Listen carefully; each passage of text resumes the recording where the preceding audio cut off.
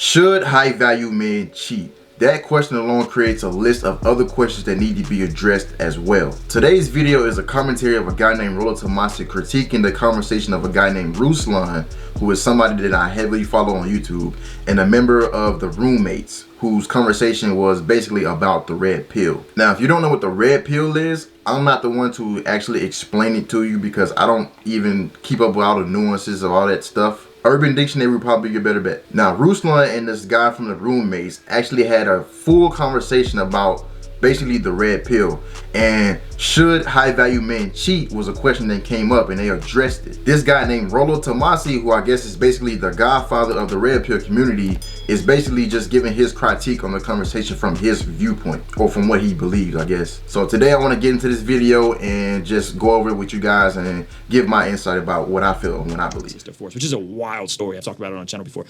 So in terms of someone like Kevin Samuels, who identifies as having led singles ministry in a church, has said stuff like high value men cheat and should cheat, and then also is like, yeah, I pay for escorts and pay for sex. You know, it's like, okay, let me stop right there. Kevin Samuels is a guy, I mean, if you haven't heard of Kevin Samuels already, he's a guy who basically has people that calls in. He gives them basically advice on what they should or shouldn't be doing in terms of their life, whatever. But he proclaims to be a Christian, but some of the things that he says goes directly against Christian values. For example, paying for prostitutes, paying for escorts. That is not a very Christian thing to do. And if you're going to proclaim yourself to be a Christian and you prescribe people to do things that are not Christian like, I believe that's a problem. That's why so I just want to touch on that before we go deeper into it. Like if he wasn't proclaiming to be a believer, if he wasn't proclaiming to be someone that was in positions of leadership, I'd be like, man, you know what I mean? Spiritually dead, spiritually blind. They're gonna do what they're gonna do. What do you make of that? Because now we're blurring the lines, right? Now it's not, you know, hey, the roommates are over here. Respect to those brothers. They're trying to do the broader thing of men improvement. I rock with that. And then you got, you know, Fresh and Fit, Kevin Samuels. Doesn't mean we can't cross-pollinate, build, you know, you guys doing content together. But when that line starts to get blurred between who is a quote-unquote follower of Jesus, Christian, in ministry, leading singles ministry, and then someone who is really about that life, how do you decipher that? Because that to me seems like very confusing and very problematic. Or am I overthinking it? Basically what Ruslan, this is Ruslan, the white guy. The other guy, the black guy, is from Roommates, and Rollo Tomasi is the guy who has the microphone in his face with the big screen. That's the guy who's going to be commentating over this entire video. 100%. And so for me, I usually don't try to talk about individual people. So I hope what he just said is something I really respect. Like, I don't like to talk about a lot of different people if they're not there to defend themselves, or if I shouldn't really just be talking about it. So what he says right here is something I really respect. I love Kevin. I hope the best for him. I hope the best for his success. You know, like I said, I personally, I like talking about general movements. I don't like talking about people specifically. So I just want to say a few words, but I don't want to talk about Kevin specifically because I just don't like talking about other people unless I'm talking to them in the face to face, especially on the internet. And so for me, I think honestly, Kevin's content is really misunderstood. I really think it's something where it's kind of, this is a weird thing, but I think sometimes it's like kind of like in the Bible. You have to separate yourself from prescriptive text to descriptive text, right? Okay, prescriptive text versus descriptive text. That's something that needs to be understood. Things that happen in the Bible are either prescriptive or descriptive. What descriptive means is like you have prostitutes in the Bible, right? You have things that happen in the Bible that you have like stealing, you have adultery, David committed adultery, you have Tamar who was a prostitute, you have things like that happen in the Bible. Just because it's in the Bible doesn't mean that's something that we are supposed to be doing. That's just a description of what happened, what took place at that time. Prescriptive, like the 10 Commandments or Jesus telling us to love our neighbors, those are things that we are supposed to do. Those are things that are prescribed to our life. Those are actual ways we are supposed to be following. So you see prostitutes in the Bible, that's something that a lot of atheists like to pull out, like, oh, those prostitutes in the Bible, does God support prostitution? No, he doesn't support prostitution, but those things happen in the time, and it's just simply recorded in the Bible as descriptive text. The Bible is not endorsing you to be a prostitute or to support prostitution. That's just very low-hanging fruit that people like to pick off, and it's just not correct. So what he's about to describe is the difference between prescriptive and descriptive, and I think he does a very good job of describing it. Okay. So, for example, for those who may not be familiar with, there's things in the Bible that are prescribed, and prescriptive texts are like the thou shalt nots, right? Yes, 10 commandments are prescriptive. It's prescribing a behavior. Thou shalt not do, thou shalt do, thou shalt. That's prescriptive text. So whenever you see it in the Bible, that's prescriptive text. But then there's descriptive text, and descriptive texts are simply describing what's going on. It's not telling you to do something. So if you go to, I believe it's Genesis 39 with the story of Judah and Tamar, you see stories about prostitution and crazy things going on. It was like, is the Bible telling us to be prostitutes? No, it's describing what's going on. Yep. And so in all due respect for Kevin, from my understanding of what he's doing, sometimes people confuse when he's describing the world versus prescribing behavior. And so I've seen things where when he made certain claims, he was. Okay, I can kind of understand Ruslan's reactions towards that, because he is a Christian. He stands for Christian values, and the things that Kevin Samuel actually describes are very true. Like the things that he says about people in their lives and the reality of the world and the way it operates is very true.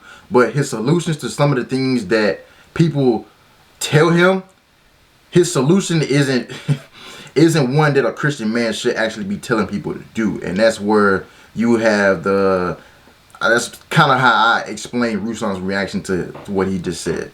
Describing, well, this is how men do. In all honesty, this is what they do. Is he prescribing that behavior like all men should do it? Yes. I don't get too deep, and I don't know. Okay. But like I said, specifically for him as a person, I don't want to talk about individuals unless they're there in person. Respect. I think my issue was, and I got the receipts, I got the video, is him saying should.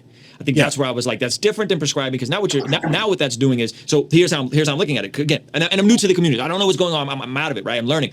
I'm going in, I'm like, wait a minute, there's this kind of weird hostility towards women because of how society has ended up. That's bizarre to me, because I'm like, if we as men are going to take responsibility, let's take responsibility. Then let's not go there. And then there's this like, build yourself up, become a multi-six-figure high-value man, and then packaged on the back of that is, and should cheat. You know what I mean? Yes. Okay, this is one of the questions that came up when I'm thinking about what a high-value man is. What high-value man is, the basic definition of what a lot of people describe a high value man is basically just having a high income. You have a lot of money, a lot of disposable income. You can do whatever you want with your finances. That's generally what's labeled a high value man. But my thing with that is, just because somebody has a lot of money doesn't really make them a high value man. Because if that person has a lot of money but they treat people poorly, is that really somebody you want to be around? That's just something that goes through my mind about what a high value man is. And there's a lot more things that go into it, but I'm just going to let these guys talk about it, and I'll fill in my thoughts as we go along. So all of that to me seems very convoluted and confusing. Again, and it doesn't sound like the solution, because I think he knows what the solution is. And I think you guys know, I think we all kind of know what the solution is, which his language of it is build an IKEA marriage, right? I like that one. Build an IKEA marriage. I think Okay, before he starts talking, I want to describe what an IKEA marriage is. Basically, this is Kevin Samuel's terminology. This is what he uses to describe relationships. Basically, an IKEA marriage, if you've never been to IKEA or know what IKEA is, it's a furniture store. And basically, you get furniture from IKEA. It's not fully put together. You have to put it together yourself when you get it. But an IKEA marriage or relationship, it's not two people who already have everything figured out in life and they just meet in the middle and they just continue to do whatever. It's like you have two people, imperfect people, right? And they come together and they figure out how to make things work together. They figure out how to build together. They figure out how to grow together. You don't have people who already are established and whatever they want to do and they come together and they meet at the top. It's like you start at the bottom and you work your way together to the top. That's what basically an IKEA marriage is. I may have butchered that in my explanation, but that's the general sense of it. Might actually be. So, yes, actually, Kevin Samuels and Myron and Fresh and actually several other people have said the same thing. You know, a high value man should cheat.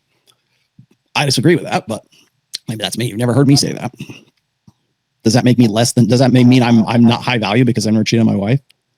Like, again, it's what is, like, who's doing the defining in all of this? Now, I do understand the principle behind that. A high value man should spin plates. A high value man should date not exclusively. A high value man should spin plates. A high value man should date not exclusively. Interesting. A high value man should enjoy the company and the attentions and the sexuality of many women. I've said that since day one. plate theory. There's 6 chapters in the first book about that. Date non-exclusively. Because why? Because it is an insulation. It is I'll say an insurance policy, but it.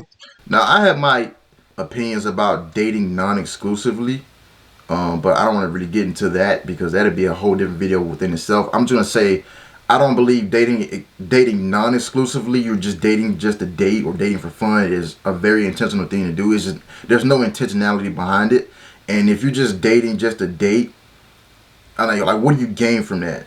Like, that's my question to people who do that. But like I said, I'm not gonna get too deep into it because I can go for a long time over that.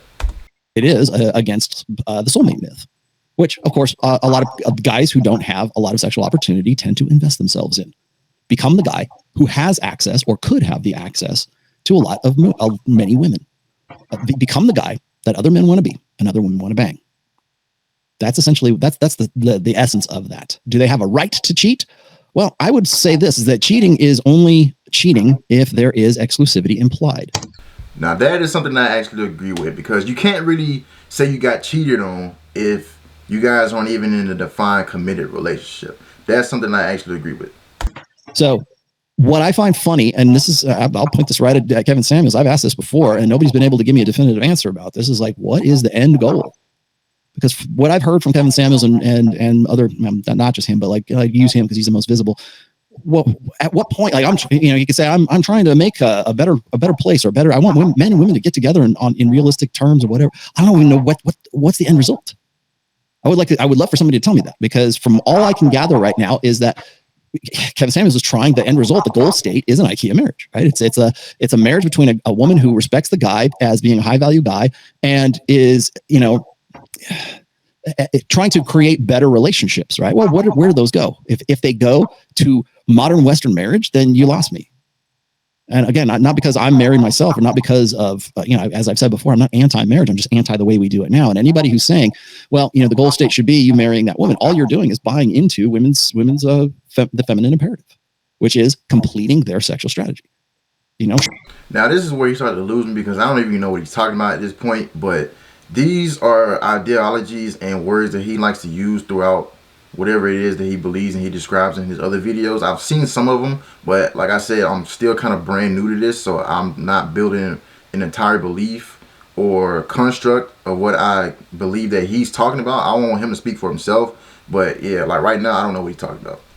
Should a high value man marry a single mother? Like, and what if she deserves it? What if she merits it? What if she's so high value herself that she merits it? Should that be the case? I'd say no. But I don't know, probably he'd say no too. But the end state is, if the end state is marriage, is modern Western marriage right now, with all the downside risks to it, then I gotta disagree. So what's the solution? What's workable? What's the predictive framework? Well, don't imply exclusivity. Don't cheat. You won't be able to cheat. You won't cheat if you're not implying exclusivity with any one or several women at the same time. And that's what's going to rub these guys the wrong way. That's what's really the crux of this whole thing. It's not about that. So basically, he's speaking from the perception of the high value man. Like, if you have a lot of money, he's saying, if you don't want to be labeled a cheater, just don't define a relationship. Which is, I guess, a way around that. But I don't agree with that. But what he's saying actually makes sense, because, and I agree with what he's actually saying, but I wouldn't actually prescribe that to anybody. It's not about being the guy who has, like, this soft harem of women. Oh, you can expect him to cheat. The reason why that upsets these guys is because that's a Western thing. It's a Western standard thing. Like in Japan, according to John anyways, Japanese women expect high value men to cheat. They expect them to have a mistress because they want to be with a guy that other men want to be and other women want to bang. And that comes with the price tag. They just want to be the main. When it comes to cheating and infidelity, they just want to be the main. Very interesting. By the way, for women, it's always about the emotional infidelity. It's less about the act than it is about losing resources. And the only way that women lose resources is if that man emotionally invests in another woman. Are you in love with her? If the answer is yes, that's the worst case scenario for women. Wow. Okay. Basically, let me try to sum what he just said. He's basically saying that for women, the worst case scenario is not actually being physically cheated on, but emotionally cheated on. So if they can still be with the high value man and continue to live the high value lifestyle, they're okay with that. But as soon as that guy starts to invest emotionally in a different woman that's not her, and she's being cheated on emotionally, not just physically, that's where the line is drawn, so to say. For men, where did he bang you? Did you bang you in my bed? Did you do it here? Did you like it? It's like very visceral because. And he's speaking for the men, saying it's not emotionally. The line is not drawn at the emotions, drawn at the actual physical. It's like, well, did you really, what did you really just go do and what you just did? Men are interested in ascertaining paternity. What time of the month is it? Did you wear the red dress and the hoop earrings? Filing for divorce. So keep those things in mind. I'm going to move on to one more thing here, but I just wanted to highlight that right there. When it comes to like cheating, again, I don't think it's so much about the actually doing it. If that's the case, if you actually honestly think, okay, I'm a high value guy and I'm entitled to cheat, just date non-exclusively. Why, if you're a high value guy to begin with, and you know that, and you feel that you are, I'm going to cheat, I'm going to have many women, then don't get married. Why would you get married in the first place? If you're a high value guy, there's no real reason for that. Maybe I'm agreeing with Nick Cannon at this point, right? Okay. He mentioned Nick Cannon. I don't want to get up too far on a tangent, but Nick Cannon has like several different kids by several different baby mothers. I'm not judging him, just simply just the fact. Like, you can go Google it right now. What I'm going to end this video with is my thoughts on the actual question, if should high value men cheat. A high value man to me is not just someone who makes a lot of money. Like, if you were somebody who makes a lot of money, but he's treating you poorly, he has poor character, he has poor morals, he treats people that can't do anything for him like they're just non-existent. Like, all of that goes into being who you really are as a person. Just because you have money doesn't mean you are the ideal candidate to be in a relationship, right? And that's what a lot of these people who define themselves as high value men think. It's like, well, I got a lot of money, I can just do whatever I want to do. I have a lot of money, I'm in the 1 percentile, I can cheat if I want to cheat. Like, that's just a trash way of thinking to me, and that's just a trash way of living altogether. So I don't think anybody should be cheating. Like, if you feel inclined to cheat, just be single. Like, that's what Rolo said. That's something I actually agree with. But like, he mentioned dating non-exclusively. It's like, well, you can do that, I guess, but if you actually desire to be in a committed relationship, you actually desire to be in a marriage, dating non-exclusively isn't going to lead you to that. Here's an example I like to use. Let's say you have a basket here, and a basket here. We have woman here, woman here, woman here. Same thing, right? Dating non-exclusively means that I can pull from this basket, I can pull from this basket, and I can pull from this basket anytime, anywhere, however I feel. But with that being said, it's like, if I'm pouring into this basket or pulling from this basket, I have a limited capacity as a person. Like, I can only do so much at a certain time.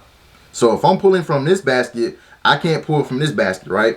Or if I'm pouring into this basket, I can't pour into this basket at the same time because I'm only one person. So if I'm dating this woman and pouring into this woman and trying to see where it goes with her, I can't see anything else over here. So if I'm dating non-exclusively, I'm just all over the place. I have only a certain amount of capacity to where I can extend to one person at a time. So if I'm focused on this person, that means I'm not focused on this person. But if I'm trying to focus on all three, they're only getting a certain percentage of me because I literally just don't have the capacity to do that. Now I get why people do it. It's like, well, you want to diversify your risk, or you want to just play the field, and whoever steps into the play, that's where you're going to go. Like, I understand that context matters, but overall, I just don't think that's a very intentional thing to do. So at the end of the day, I believe a high value man is not just limited to finances. I believe it's a lot more that goes into being a high value man. But should a high value man cheat? Hey bro, if you want to cheat, just be single. I mean, that's just something that should just be obvious. But a lot of people don't realize the obvious these days. But that's basically all I got for y'all today. I just want y'all to see that and kind of conjure up your own thoughts, conjure up your own ideas and beliefs about it. There's no necessarily right or wrong, but I believe wisdom will be proven right by her children. So let me know what y'all think. Y'all have a blessed day. I'm out. Easy. Team Reez. Thanks for watching. Click here to subscribe and click here to watch more videos.